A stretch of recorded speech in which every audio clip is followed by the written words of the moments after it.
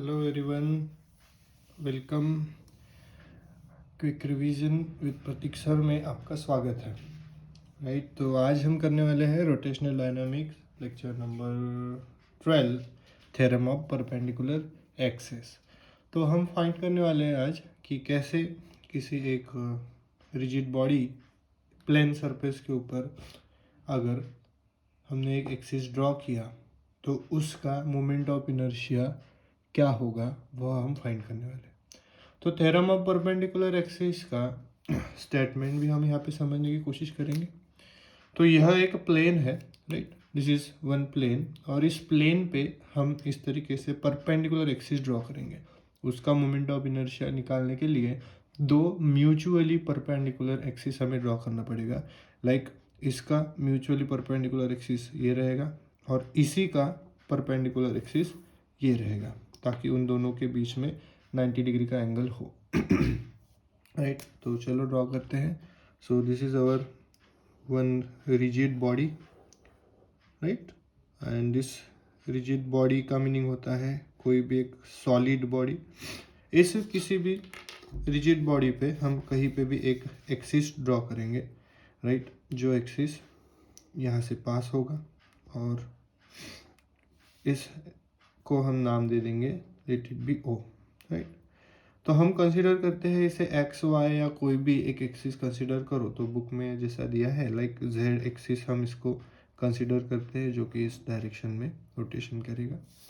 इसको mutually perpendicular दो axis हम ड्रॉ करेंगे। एक ये एक्सिस रहेगा, इसको हम एक्स नाम दे देते हैं, और एक एक्सिस ये रहेगा जो इसी को म्यूचुअली परपेंडिकुलर रहेगा, उसको हम y नाम देते हैं। तो ये तीनों एक्सिस एक दूसरे को म्यूचुअली परपेंडिकुलर है, राइट।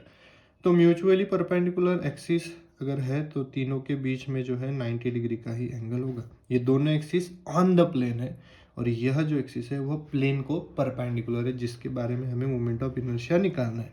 तो हम इसको आई जेड बोल देते हैं, तो इसको हम आई एक्स बोल देते हैं और इसको हम आई वाई बोल देते हैं, ठीक है। तो ये तीनों एक्सिस म्यूचुअली परपेंडिकुलर हो गए।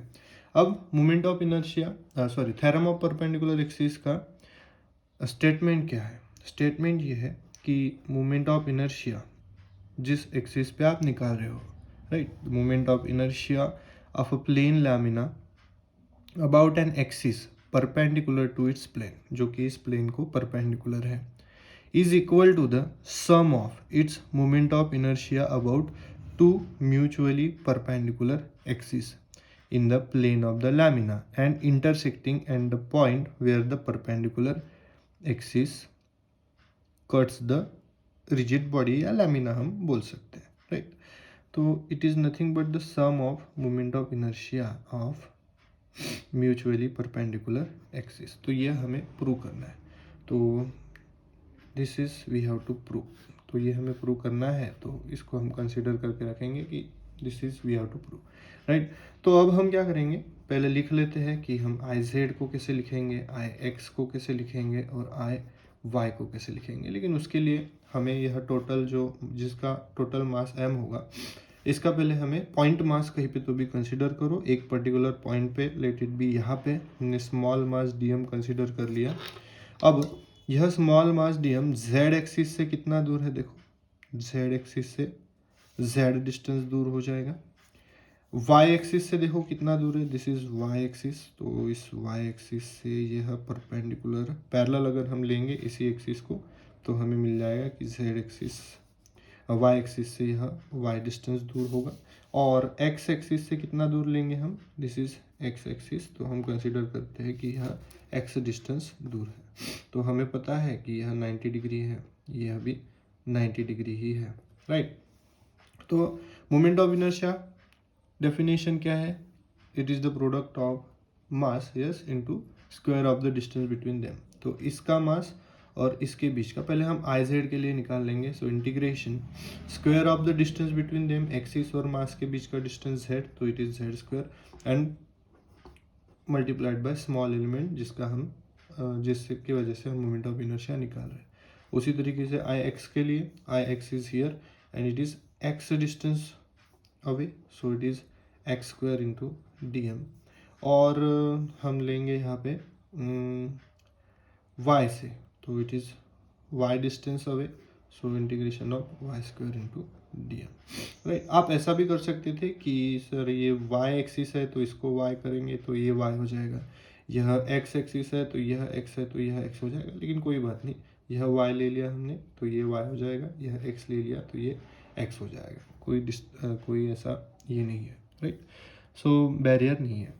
तो हम कंसिडर करेंगे ट्रायंगल कौन सा भी, ये या ये, तो इसके लिए नाम ले देंगे ओ ए बी कंसिडर करो या ओ सी बी कंसिडर करो। तो हम ओ ए बी कंसिडर करते हैं। So in triangle O A B, right, O A B में angle A is equals to 90 degree, therefore by Pythagoras theorem. Pythagoras theorem से क्या होगा,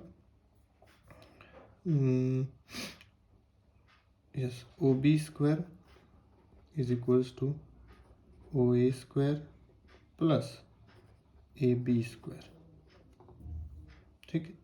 तो ओ बी को हम क्या लिखेंगे इधर, Z square is equals to, O A को हम क्या लिखेंगे, Y square plus A B को क्या लिखेंगे, एक्स स्क्वायर।